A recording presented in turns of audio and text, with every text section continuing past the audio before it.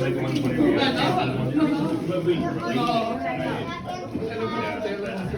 a third brother. This will be good. Is that Jack? No, your brother was I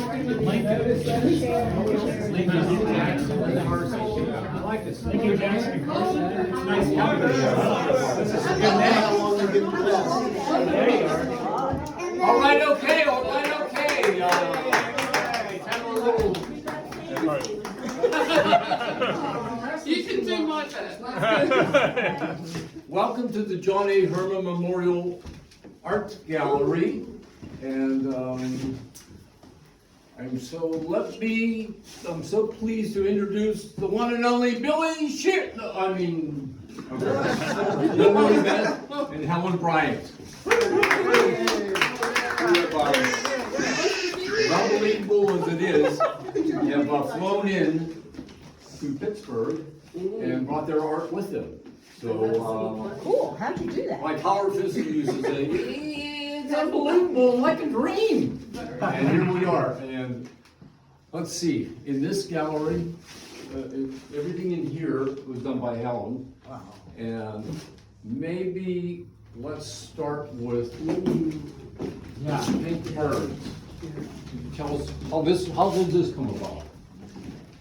Well, I started drawing on pieces that people give me as the piece. Let's speak up. Because, speak up.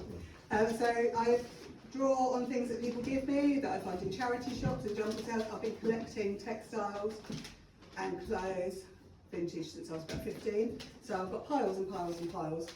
And I kind of thought, there's no point in it all just sitting in piles, although it's very pretty. So I thought I'd start painting on it.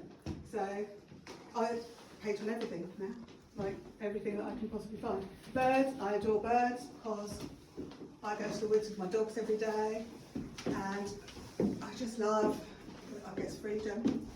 And I don't like birds in cages at all. Makes me quite sad. And that was my first walking bed because I love dreaming, and lots of my paintings are about dreams. So I thought it'd be really handy if I could live in my dream, but in real life, and have a walking bed, and then I could just have a dose whenever, and then just sit up and do a painting. That'd be my dream life. I haven't studied this, but That's, it looks like a I don't submarine. know. I don't know what It looks like a I can't submarine to remember. me. Really, because I can't remember why. Oh, Somebody asked me this yesterday, and I can't remember. really does. What time do you get up? Looks like a submarine. I think it is. I don't know why. I can't remember. I just painted it, and then it was there. What time do you generally rise in the morning? Not here, but yeah, home 4 a.m. I get up every day to walk my dog. So you get up at 4 a.m. Yeah. and then you get out of the house and go to the woods, Yeah. to the park. Well, the woods Because or the park. first of all, we met on Instagram maybe 7 or 8 years ago, Yeah, I think and it must be about 8.5 because Dot is 8.5. well, Yeah, so just over. so, Yeah. so I see these, not only her art, but she's, it's just dawn and she's already out there and taking pictures of Yeah. big, huge spider webs, the mushrooms and fungus in the forest. So I thought, she's a wood sprite. And it's just a beautiful thing. So how about, these frame pieces are for my collection. So I started to collect Helen almost immediately. And so they would come in a tube, and then I would take them down to my framer.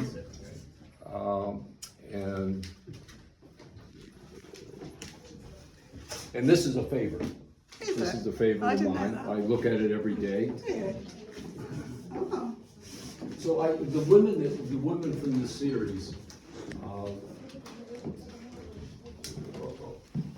like would this be a woman that you might have known? Yeah, probably throughout my life. So I'm really lucky that all through my life I've had some amazing women friends, as I have now. I'm not going to talk about things that will make us cry. So I only know, I don't think that's, I can't look at you now. Yes, and I just say, I think when I draw and paint the ladies, I draw and paint them, but I don't have a person in mind until I look at them afterwards and I think, oh, that's my friend Akiko, or that's my friend Lisa. Or, not always, sometimes they're just like made up people. And I draw the clothes that I would like to wear that day because I just love clothes so much. And if I could, I would walk around in massive skirts all the time. But it's not very practical, especially when you're flying. Well, so I collected these, and there were women in it, but it wasn't until yesterday, and it was reminding me again today that Paul Cusick said that our director here, Paul, that he said, you know, I went around every one of Helen's paintings, and there are a lot in here, downstairs and upstairs. He said, but there's no men. No. Well, I would. I just can't draw them. I don't know why. I mean, I actually don't know why, because I love them too. Well, the men, who needs them? Oh, well, we do. Yeah. But yeah, I do. I just don't know why. This is just what I draw on paint. I have no idea why, actually. Well, let's move over to the next gallery. What do you make most of your paintings out of? What do you mean? What paint do I use? Like the ones in the frames. They are all watercolour, and so I draw them with a very, very fine drawing pen. And then, you know, it's like a magic trick. It's watercolour. When you put watercolour inside the lines, it just stays there inside the lines. It's like magic. You have to try it. So get your those bits of really, really expensive watercolour pens. We have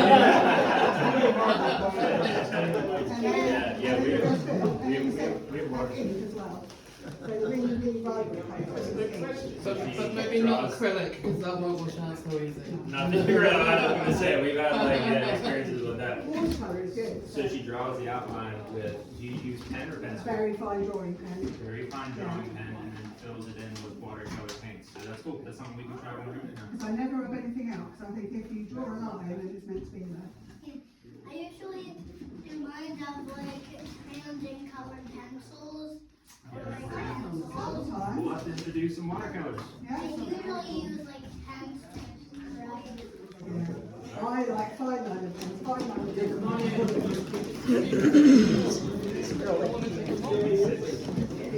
He'll be 7 here in a little bit. Yeah, we just made it to the Museum of Art and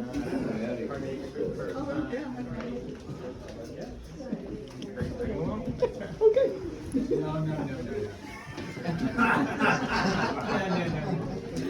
That's a Carson trick. Well, over here in this gallery, about, when would you say you started to paint on textiles and fabric?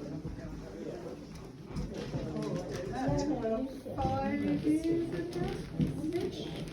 Maybe sooner. Because, well, one thing, I can't afford canvases all the time because they're really expensive. And also, my house is quite tiny, so there's quite a few of us live there. I've still got 3 children living at home, and we've got dogs, and it's quite chaotic. So I just take things to the back of the door, and then just paint around the door. Yeah, so it just became like easy to do it like that, because I haven't got space to put massive canvases up anywhere in my house. So this way, as soon as it's dry, I'll just move it around the door and then just like, but it's quite nice like that, because then I don't know what it's going to look like till I'll take it off the door. There's a lot of traffic in your house. When Meg and I were with you in 19, and in this summer, in June, we went back and spent time with Helen and Hastings and with Hilary. But the first time we went with you, we're walking down the street, and everyone seems to know Helen, and we went into the charity shop. And you were very well known in the charity shop, because Helen seems to have a sense for color and gravitates to and like a mixed and matched ensembles. And I think because I've sort of like, I can walk into a charity shop now and I can just look around. I don't even need to go in. I'm just like, and then I spot something over there. And my loft is a bit like that. So my loft is completely full of my clothes. So it's about that deep all over my loft of clothes. But if I think, oh, I wore something about 10 years ago, and I can think of a pattern and that. And generally I just like, I don't know whether it's just luck or I could just like put my hand in and usually put it out. It's just like a magic trick. But it's just, I don't know, I just adore fabrics. Particularly 50s, 60s and 70s, I guess. That's probably a nostalgia thing. Because I grew up in the 70s and born in the 60s. So. What kind of fabric? I don't. What kind of fabric? I mean, what texture? I like all sorts. I mean, weirdly, I like crimping, and because most people think it's horrible. I love crimping because you don't have to iron it as well. It is quite hard to find enough time. Is that crinoline you're saying? Like crimpling, like Crumple. but yeah, like that sort of 60s sort of stuff that you just hang out in it. Is it hard to paint on them? Oh, that. It's Oh all- no, this is for wearing. This is something. Oh. No, crimpling. I wouldn't. No, I don't think I could paint on that. Could I? No. You probably could. You'd find a way. Yeah. So a friend of mine gave me some printing ink fairly recently, and that's why I started doing those actually. My friend Helen. I'm a concert promoter from way back in the 1980s, and one of the things that we were drawn to each other for was our love for music, and in particular the 1980s when I was doing shows, and when in the 1980s I'm a concert promoter in Pittsburgh, bringing English bands, and many of them. And Helen is in Hastings going to all the shows, and Helen's a punk in the 80s with a mohawk and everything. So I love seeing her old pictures. But I was looking at this, and here's a band, the Cramps, that I brought to Pittsburgh. They were the best. It was the best concert that never happened. It was the Cramps at the Ism Grotto, and because their sound guy came in early and he drank the beer all day and he said, no, this isn't good. And then this won't cut it. And then as the day, a couple more beers go, oh, okay, all right. Well, it was getting close to concert time, and actually the Cynics were playing, and the bands, and from the phone rings and it's Poison Ivy talking, and she's talking, and he grabs the phone and he said, oh, don't even come over here, Ivy, nothing's good. Nothing works here. And I said, you better let me talk to her. So I said, Ivy, all the kids are here, the band's playing, everything's fine, I fulfilled the rider. And she said, well, he's my son, man, and I have to listen to him. And it took forever, but many of these bands, like Susie and the Banshees I brought here, Nika Mouse I brought here, and I'm sure there's some others, but I would have thought you did this years ago when you started doing the fabric, but Helen told me she just did this last week. Yeah. I was going to do a tiny little one because I think I had about an hour to spare. So I put it on the drawing board, and then it just got bigger and bigger and bigger and bigger, and then that turned into that. Sort of 3 hours later, and hadn't done any housework. But So this is a singing art. yeah, I think I'm gonna do lots of drawings with sort of nostalgic things. So these started off being cassettes. So I was going to do some drawings of but then kind of didn't. Because I kind of do one and then I move on to the next. Quite all over the place. So down here is sort of, No, they're supposed to be cassettes, and well then they were going to be pockets because I've just been for a walk in the woods and there's a field of sunflowers and I've watched them grow and then die. So that's they're dead sunflowers from the field that I've been walking in every morning. I've no idea why the farmer just let them die, but yeah, they're quite just as beautiful. Yeah. Jay? Helen, you said earlier that I would be able to tell the difference between the newer work and the older work. Yes. And why don't you tell me whether I was right or wrong, or in fact, why don't you say which it is, and then I'll tell you whether I was right or right. Oh, so the one that Patrick likes the best that we were looking at in there, Yeah. that's from way back, isn't it? So that's like one of the oldest ones. So, How and about then this one over here? That's quite an old one, so, but probably about a year later. Because it's funny, seeing them all up together, I can actually kind of, because I'm not very good at remembering dates and things like that. I'm dyslexic, so I don't remember things like that. But I can sort of tell by the coloured pens I was using then, and then I sort of moved into like darker pens, and I can just, I think I don't know, everything got a bit looser, didn't it? Yeah, they were fluid lines, I Yeah. think. How about Yeah. behind you? That's later, right? That, yeah, I think that's even later than that one, I think. Oh, you got it right? I got it right. Oh, well done. Yeah. Well, So you don't- Hastings is it's an art, well, there are a lot of artists in Hastings, working artists. Yeah, and musicians, and it's very similar, so we decided that they're so similar. In fact, we're going to ask council if we can twin Pittsburgh and Hastings. Yeah, we are. They are so similar, we've got hills all over the place. And then And we've got incline, the We've got the, funicular. the funicular, yeah, so ours is the. and a castle. And yours is the longest. We've got castle, yeah, What do they call it? Is it an incline there? In where, sorry? Do you call it the incline there? We call it the No, funicular. funicular. Funicular. Yeah, right? Is that yeah. a V or an F? Funicular? And that- Funicular. Well, let's move on to this gallery. As we walk into this gallery, this, It's about 70 miles, 80 from London. No, we've got a this is Hilary Best, who did the work in this gallery. Hey, Hilary. Tell us about this piece. Yeah, that's amazing. Oh, how do I start? So, I don't do this very often, so if I get a bit fumbly, forgive me.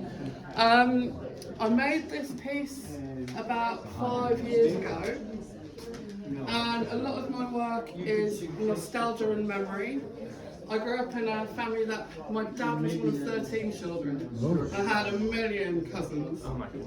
And my parents had me when they were older. I'm 53 now. When my mum had me, she was 40. So she was a real, back in the day, that was, my dad got a little bit drunk at a retirement do. That's the legend. And there's 15 years between my sister, 5 years between my older brother and me. So I was a complete surprise. So, you know, it's a lot when you're 40 and you've already done the family. And suddenly, hi! So they used to send me to all of the cousins and the aunts and uncles. And my favourite aunt and uncle, 2 maiden aunts and 1 bachelor boy living in the same house. And they taught me the science of the house, how to keep the household running. There was a rhythm and a movement, and they taught me to sew. And the first piece of sewing that I ever did was a little blue nightie. So that's the only one I brought here. But the kind of that basic, simple night dress shift image is a repeating theme in a lot of my work as well. So this is kind of, I don't know whether it's a christening gown, or whether it's part of a wedding gown, or whether it's a shroud. So I'm looking at the kind of whole maiden mother crone thing. And the rest of the work that's in here is my hag years. I'm coming into my hag time. Best time.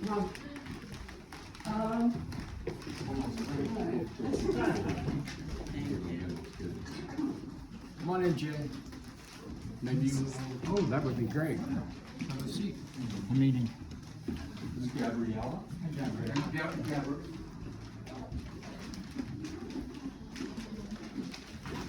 Gabriella.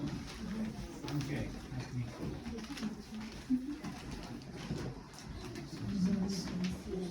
Gracias. I like that. Patrick's there again.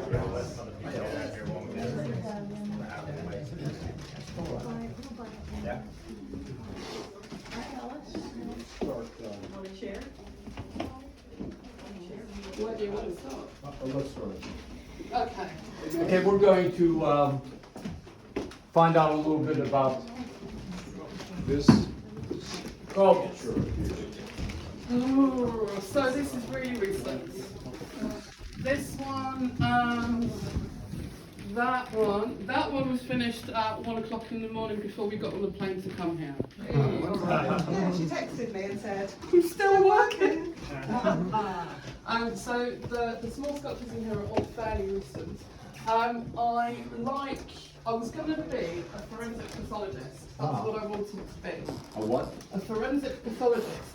Cutting out the bodies, Patrick. So I'm really into anatomy, cell science, but I didn't get the grades because our physics teacher did not believe that women should do physics, and you had to get a good grade in physics, so I didn't because he was a misogynist.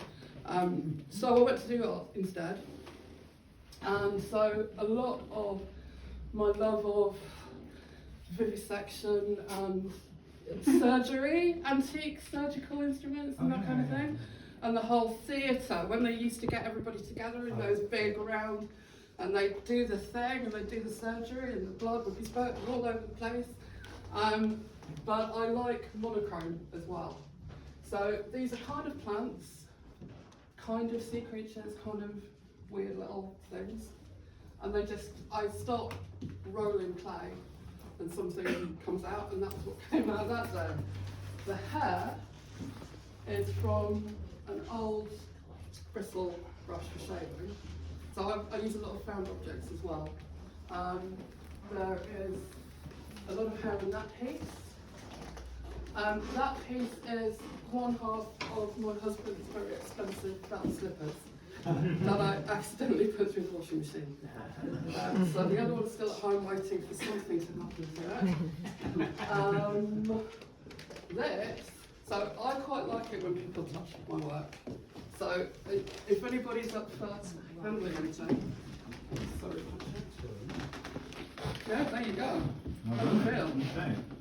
My dog would like that. This, you can say no if you're squeamish because it's human hair off a head. Oh, I can do it again. Yeah, you can do it I did again. it once. It was so good, I wanted it again. So the idea of bits of the body, the taboo, and I don't like wasting anything. So my friends who know me keep their hair for me. Helen's only done it once. She knows she's because she's got amazing hair. But my friend Moira slips me little plastic baggies with hair in it. And sculpture. And it's hair, not anything else. There is 27 metres of hair rope that I made at the kitchen table. I made myself a little drop bobbin. 20 meters is a lot. 27 metres. That's a lot of feet, right? Yeah. I don't know. I don't know feet too much. But so that is waiting to become something else. Here, So I've got 27 lots meters of hair. I like fairy tale. So I can't remember who I was talking to, but I'm thinking there's a fairy tale where the wise woman gives a little girl a walnut, and she's going on a quest, and she opens the walnut, and there's a tiny little thread, and she pulls the thread out, and it eventually turns into a rope that she can use to rescue someone. So I'm kind of thinking maybe it could be that, or maybe I could just tie something up with it. I don't know, but yeah. It's Rapunzel, that's like, really. It's the opposite sort of story, so the girl gets to be the hero. It's good. Oh, Yeah. gosh. Can you tell us about these? Oh, okay. So we also do reupholstery of antique furniture on the side. And we stripped the sofa. I think it might have been an Easter egg. It was a really beautiful sofa. And we took the horsehair and we try and reuse it because that's good and sustainable. And I put it in the pillowcase and I put it in the washing machine, and I shouldn't be allowed near washing machine because when it came out, it wasn't horsehair that we could reuse. It had turned itself into these pebbles, and they've had various different iterations. So the machine, It's not my work; it's the machine's work. the Maytag makes the art. They were just so lovely when I took them out. I couldn't, you've got to do something with them.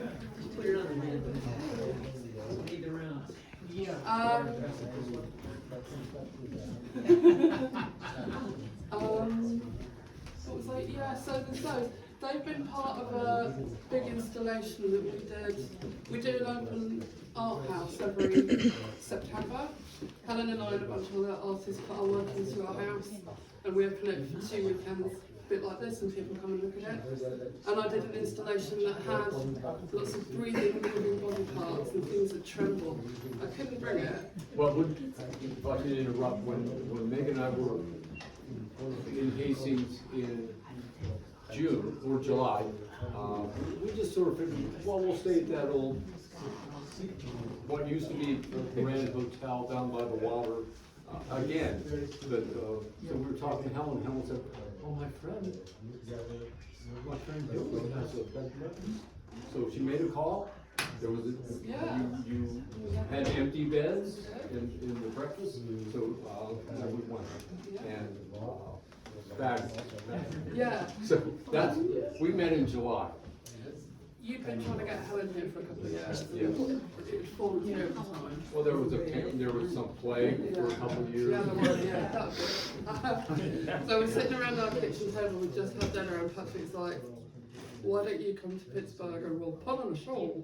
And we said yes, and we're here now, and it feels a bit insane, doesn't it? Yeah. It feels really good insane. We like that kind of insane. Yeah. So this is part of a series called Hag Parts.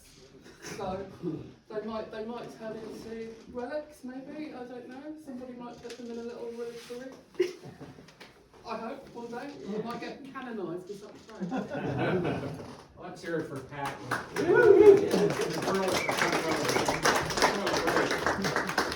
Maybe let's climb the stairs. Yeah. Okay. Let's do that.